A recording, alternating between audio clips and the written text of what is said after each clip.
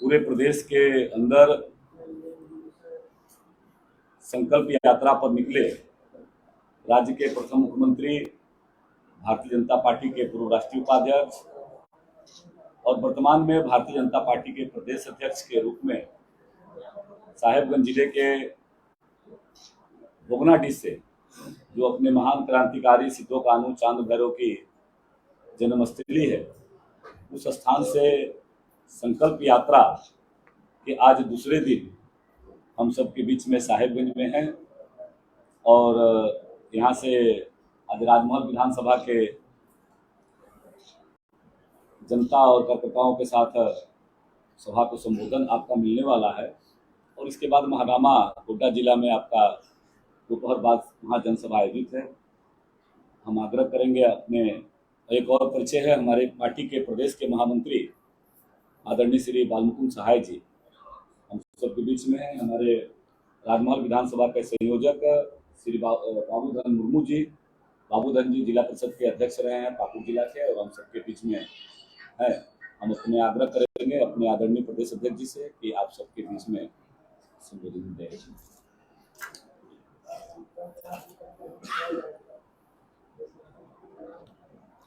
चलिए, बहुत बहुत धन्यवाद आप सबको। हमें लगता है कि आप लोगों के साथ तो काफ़ी मिलने जुलने का मौका मिलता है कि साहेबगंज हमें लगता है कि मैं काफ़ी आते जाते रहता हूँ।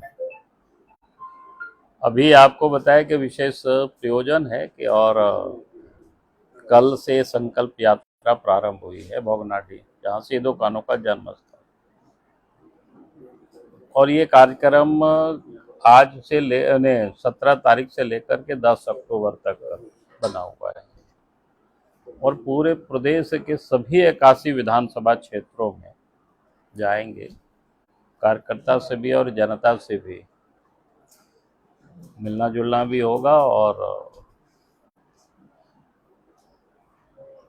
उन लोगों को भी मैसेज या उन लोगों को भी संबोधित करेंगे। और कोई विषय नई नहीं है, विषय तो वही पुरानी है और संकल्प भी उसी संकल्प को हमें दोहराना है।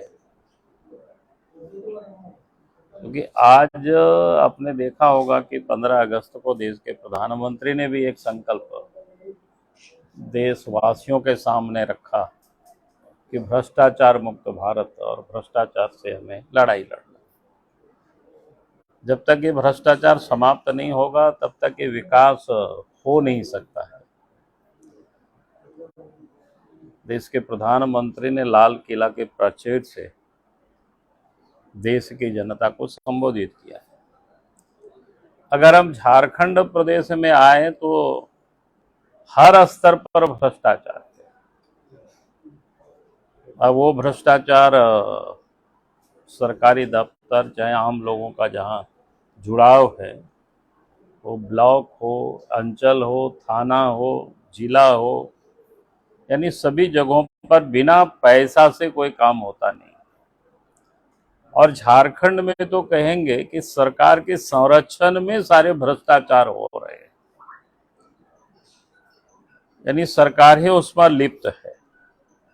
और इस प्रकार से भ्रष्टाचार हो रहा है कि कहीं भी अगर पब्लिक थाना जाते हैं या अंचल जाते हैं, ब्लॉक जाते हैं, तो अफसर खुल करके बोलते हैं कि भाई आप जहाँ जाना हो जाइए, लेकिन काम कराना है तो आपको पैसा देना पड़ेगा, क्योंकि हमें भी ऊपर देना होता है। हमें लगता है कि झारखंड में पहली दफा ये अवस्था दिखाई पड़ रही है करप्शन की, भ्रष्टाचार के, और सरकार के संरक्षण में भ्रष्टाचार यहाँ पर फल फूल रहा है और सरकार भी खुद भ्रष्टाचार में पूरी तरह से लिप्त है। जितनी भी लीगल काम है वो सब यहाँ चलाए जा रहे हैं, बल्कि लीगल काम को सरकार जानबूझ करके बंद करा दिया है। अगर हम आपके राजमहल या क्या कहते हैं साहेबगंज, पाकुड़ जिला अगर आप देखें तो भैया 3.5 साल से अब अधिक हो गया सरकार को बने हुए।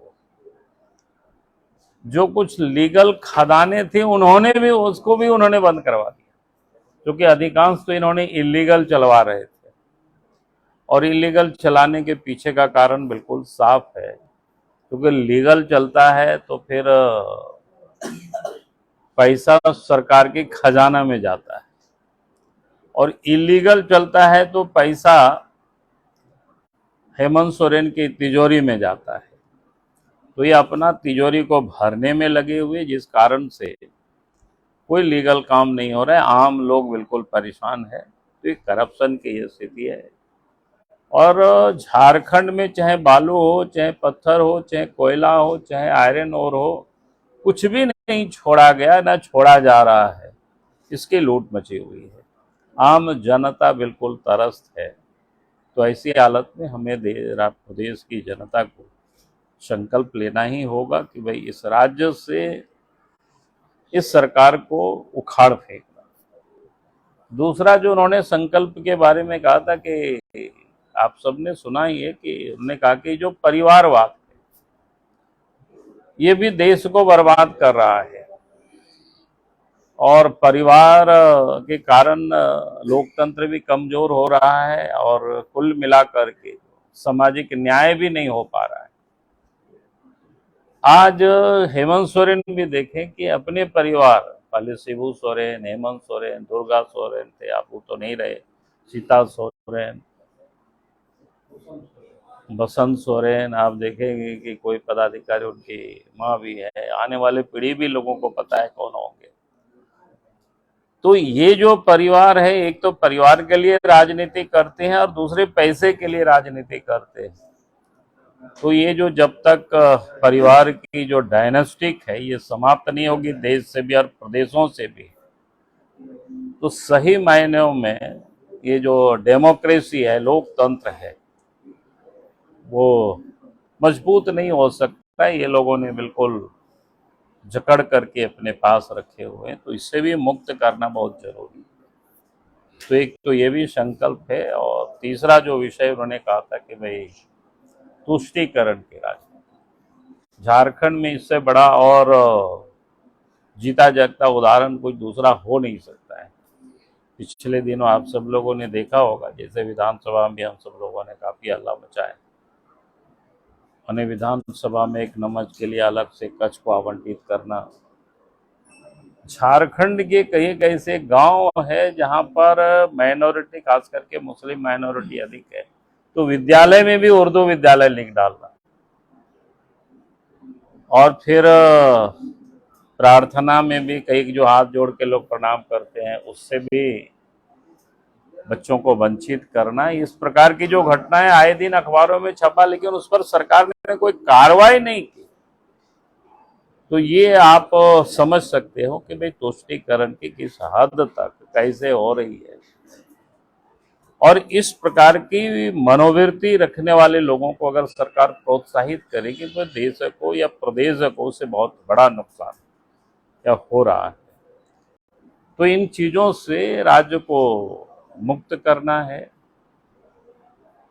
और जो प्रदेश के विकास के लिए आज देखिए ये 3.5 वर्षों में जो केंद्र की जितनी भी विकास योजनाएं, खास करके प्रधानमंत्री नरेंद्र मोदी जी ने जो गरीबों की अनाज भेजते हैं फ्री में प्रत्येक महीना कोरोना काल से, आप दूर की बात छोड़ दीजिए कि झारखंड की बात तो मैं नहीं कर रहा हूं कि आपके इसी विधायक जिला में जहां से हेमंत सोरेन जी विधायक है, पिछले दिन आप सबके संज्ञान में भी आया होगा, भाई गरीबों की राशन भी अफसरों ने मिल करके इसको भेजा। आखिर इतना हिम्मत कैसे अफसरों को आ गए? पटना ब्लॉक के आप सबको ध्यान में होगा। इसका अर्थ है कि अफसरों से, और इसके बाद भी कोई अफसरों के ऊपर कोई कार्रवाई नहीं हुई। कार्रवाई मतलब उनके ऊपर एफआईआर होनी चाहिए, तो उनकी गिरफ्तारी होनी। नहीं, वो तो मैं जान रहा हूँ, डीएसओ ने लिखा था 1 करोड़ का। हाँ, डीएसओ ने लिखा ही नहीं, मैं हमने तो डीसी भी आकर के मिल करके बताए थे। मैं उस बात की मैं यहाँ चर्चा नहीं कर रहा हूँ, वो भी बताए थे कि सर हम लोग कार्रवाई कर रहे हैं। माने ये क्या कार्रवाई हो रही है?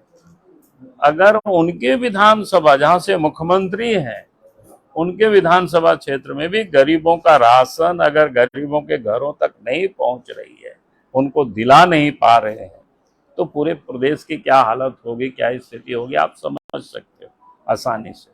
तो ये जो स्थिति है, फिर नल से जल पहुंचाने की जो योजना है ताकि स्वच्छ जल लोगों को मिल सके, वो भी इस राज्य में बिल्कुल फिक्स्ड ही है, कहीं कोई काम नहीं चल रहा है। तो ये पूरी तरह से मैंने एक दो उदाहरण ही बताया।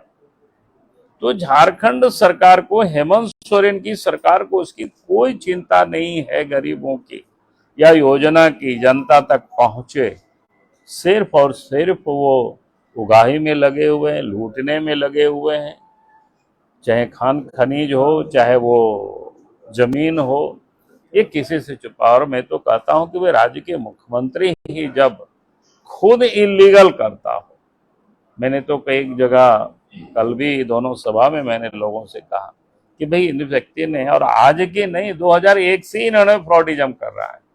2001 में रांची में इन्होंने कुछ मुंडा परिवार से जमीन लिया, जबकि सीएनटी एक्ट में उसी थाना के आदमी होना चाहिए, लेकिन लिया तो लिया, लेकिन उसमें भी अब नाम बदल करते हैं, ये समझ से बिल्कुल परे है।